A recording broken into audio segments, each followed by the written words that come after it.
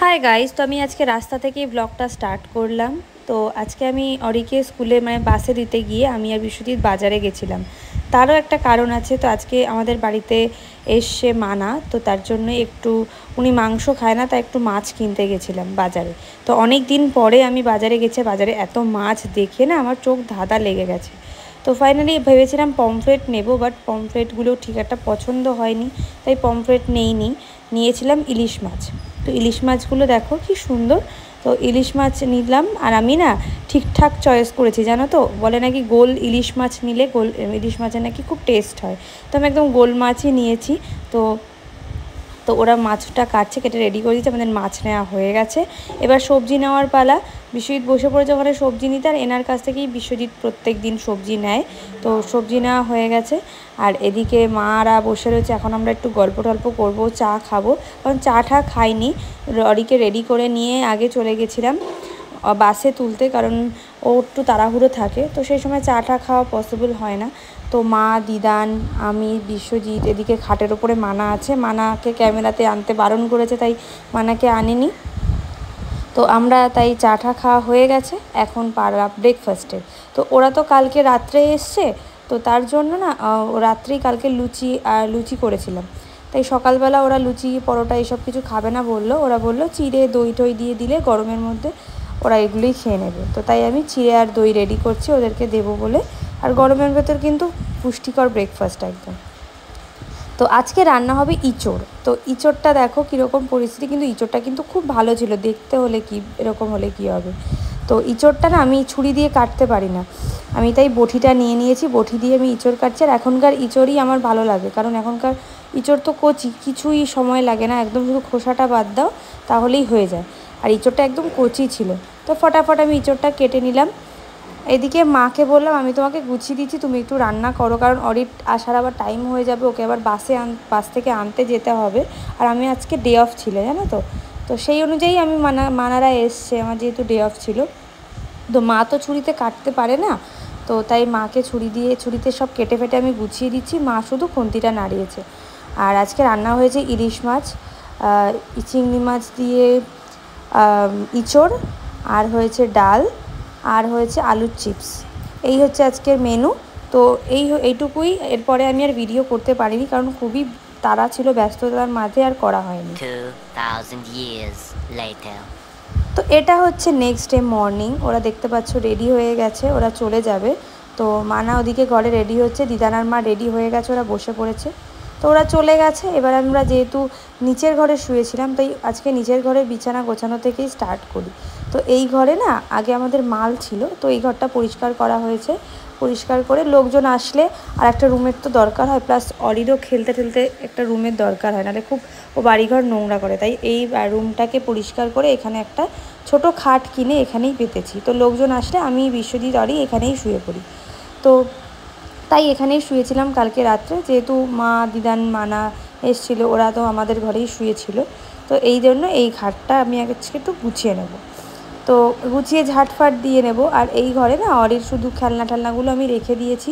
পরে একদিন এই ঘরটার ট্যুর তোমাদের আমি শেয়ার করব। ঘরটা ঠিকমতো এখনও সাজানো গোছানো হয়নি, তো সাজানো গোছানো হলে তোমাদের সাথে আমি একদিন শেয়ার করব এই ঘরটা দেখতে কীরকম, কী বৃত্তান্ত সবটাই।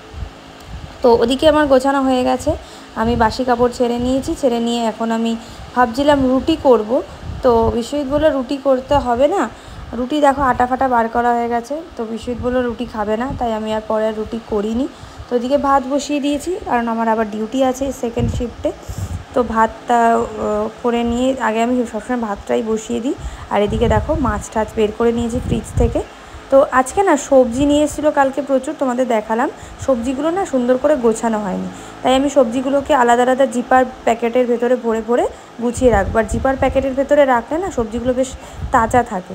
তো তার জন্য সব আলাদা আলাদা ভেন্ডি, পটল এইসবগুলো জিপার প্যাকেটের ভেতরে রাখলে নষ্ট হয় না, বেশ খুব তাজা থাকে। তাই আমি ওগুলোকে ভরে নিলাম, আলাদা আলাদা করে সেপারেট করে সুন্দর করে নিয়ে ফ্রিজে রেখে দেবো। আর যেগুলো আজকে লাগবে সেগুলো আমি আজকে বের করে নেব। তো এগুলোই আজকে মোটামুটি এর থেকে অল্প অল্প কিছু কিছু নিয়ে আমি রান্না করব, তাই সেগুলো বের করে নিলাম। তো আজকে প্লেন পটলটা লাগবে, তাই পটলটা নিলাম। অরির যেহেতু সবজি একদম ওই সবজি হবে, তাই গাজরটা বের করে নিলাম। তো এগুলোর আমি এবার পটলটাকে কেটে নেব। তো এখনকার পটল না একদম কচি, দেখো ছোট্ট ছোট্ট পটল। এখনকার পটল না খেতে খুব ভালো লাগে।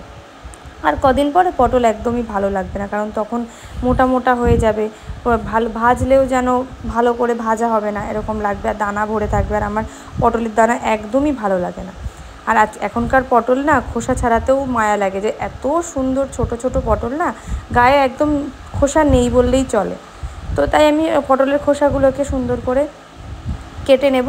পটল রান্না হবে আজকে। তো এদিকে মাছ নিয়ে এসছে, মাছটাও হবে। মাছ নিয়ে আসেনি, ভুল বললাম, মাছ আছে ফ্রিজে।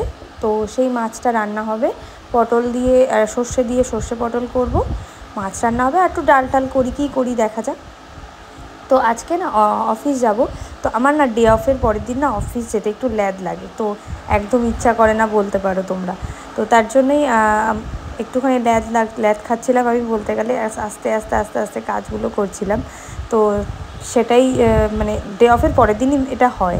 অ্যাকচুয়ালি আগের দিন তো অফিস যেতে হয় না, পরের দিন যেতে আর ভালো লাগে না, কিন্তু আবার পরের দিন থেকে ঠিক হয়ে যায়। তো অরি স্কুলে গেছে, স্কুলে ওকে পাঠিয়ে দিয়েছি, আজকেও স্কুলে গেছে। তো ওকে বাসে তুলে দিয়েছি। আর ওকে ও না মানে কমফর্টেবল, মানে ও কি বলবো, ওর কিন্তু কোনোরকম কোনো প্রবলেম হচ্ছে না, আমি যেটা ফিল করলাম। ওকে যে স্কুলে পাঠাচ্ছি না, ওর নতুন জায়গা নতুন জিনিস, ওর কিন্তু অতটা সমস্যা হচ্ছে না, ও সেটাকে অ্যাডজাস্ট করে নিয়েছে। তো ও তো কোনোদিনও বাসে যায়নি, প্রথম একদিন কাজ ছিল, তারপর থেকে আর কান্নাকাটিও কিছু নেই জানো। তো এটাই ব্যাপার। তো ও মোটামুটি অ্যাডজাস্ট করে নিতে পারে, ছোটো থেকেই ওকে যেভাবে রাখবো সেভাবেই ও থেকে যায়, মানে ওর কোনো রকম কোনো বায়না নেই বা ওর কোনো সমস্যা হয় না। তো হয়তো ভগবান ওকে এইভাবেই তৈরি করেছে।